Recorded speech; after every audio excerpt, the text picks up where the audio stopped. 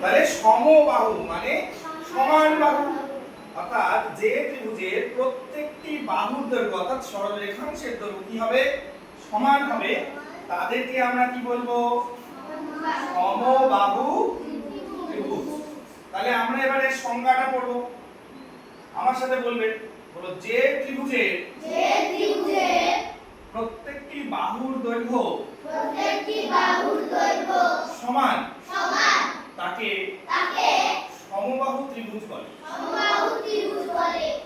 এবারে ধরো তুমি আরেকটা ত্রিভুজ অঙ্কন করলে যার যে কোনো দুটো বাহুর দৈর্ঘ্য একই আছে, ধরো দুটো 5 সেমি 5 সেমি এঁকেছে, আর একটা ধরো 6 সেমি দিলে বা 7 সেমি দিলে বা 5 সেমি থেকে কম দিলে, তাহলে দুটো বাহু সমান হলো। তো এই ধরনের ত্রিভুজকে আমরা কি বলবো সমদ্বিবাহু। সম মানে কি বললাম সমান, দ্বি মানে দুই, যেমন আমরা 3 কথার অর্থ কি বললাম 3, তাহলে দ্বি মানে হলো দুই।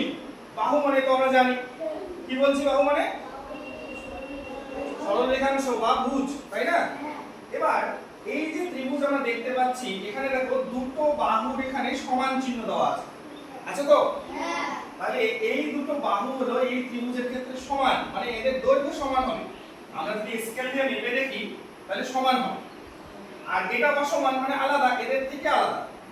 এই জন্য এটাকে কি বলছি আমরা সমদ্বিবাহু ত্রিভুজ। তাহলে এর সংজ্ঞা করব, আমার সাথে বলবে, বলো সমদ্বিবাহু ত্রিভুজ যে